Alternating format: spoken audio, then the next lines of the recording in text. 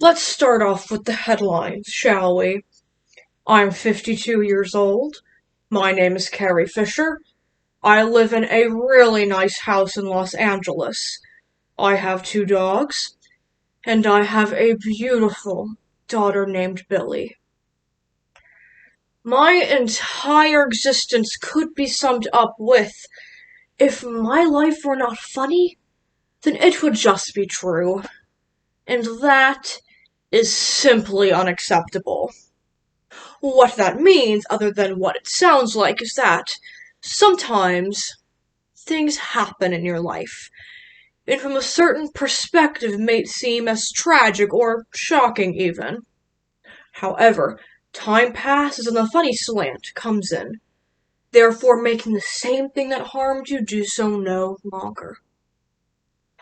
An example of the tragic yet shocking may be, a few years ago a good friend of mine died in my home. But not simply content enough to have died in my house, he died in my bed. So he didn't just die in his sleep, he died in mine as well.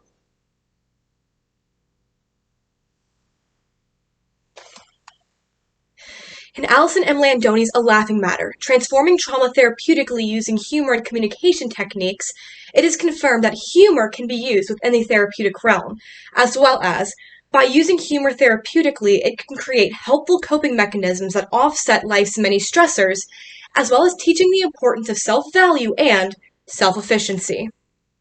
In her fifth published work, author, actress, and comedian Carrie Fisher describes the hardships in her life, spanning from the death of her best friend all the way to her experiences in electric shock therapy. Even though Fisher demands the audience to not pity her or her experiences, it can be difficult to not label her life as a problematic one. However, she provides a different perspective, a good life, with a few problems along the way, and dealing with these problems with life's best medicine. Laughter. Wishful Drinking by Carrie Fisher. Greg was one of my best friends, so he wasn't my boyfriend or anything, meaning he didn't die in a saddle. Making me the saddle. No. Greg was gay, which may turn out to be something of a reoccurring theme. Now, if you entertain, as do I'd recommend your guests not do this for two reasons. One, they'll end up dead, and I don't care how religious you are, that can't be much fun for anybody. And two, it tends to throw the hostess off her game for about a year or three. But enough about death. I just wanted to get that bummer story out the way because the rest of mine are just fun and smiles and skipping. Have it your way. I'm a drug addict. Now, I'm not asking that you view my life as a predicament of sorts. I'm simply describing the dynamics that were brought forth during my formative years. Now, one of my dozens of psychiatrists once told me that it is important to distinguish the difference between a problem and an inconvenience. But I don't care what the dictionary says. A problem derails your life, and an inconvenience is not having a nice spot on the underailed train. Given that, I have had three problems in my life. Dead guy in my bed, substance abuse, and manic depression. But my final little problem that stems from the trouble I seem to have with romantic relationships. Specifically, the last categorically serious relationship I had with my ex-husband Brian. I was left by a man for a man. Billy's father left me for a man named Scott, making Scott the man who got the man who got away. Having nothing to do with Brian, about a year after that, I was invited to go into a mental institution. And you don't want to be rude, so you go. I mean, how many of you have been invited to a mental hospital? My diagnosis was manic depression, otherwise known as bipolar disorder. So you could say that I swing both ways. You would have to say that very loudly, otherwise I couldn't hear you. Ultimately, I feel very sane in how crazy I am.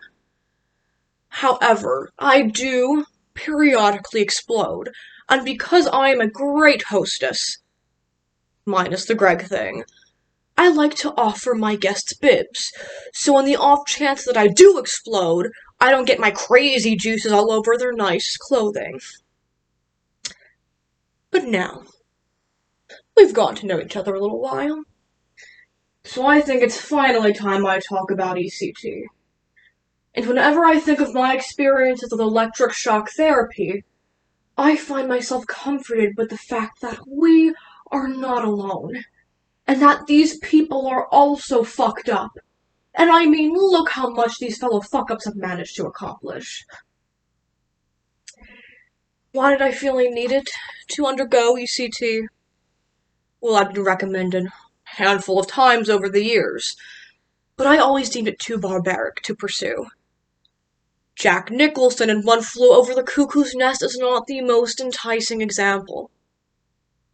Ultimately, I was feeling pretty overwhelmed and defeated.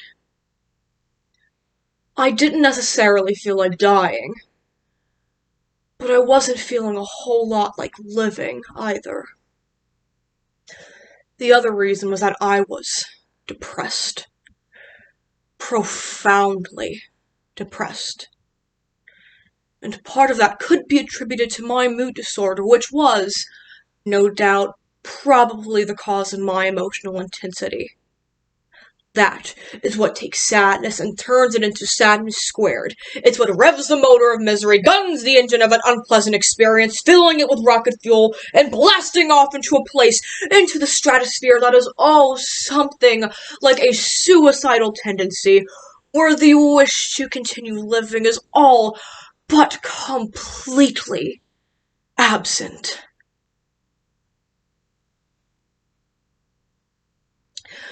So I think to myself, after this, after the gay husband and the nightclubs and the rehabs, if what doesn't kill you makes you, well, if what doesn't kill you makes you not dead, but if what doesn't kill you makes you stronger, then I should let the Cedars-Sinai Hospital on my shoulders and glow in the dark.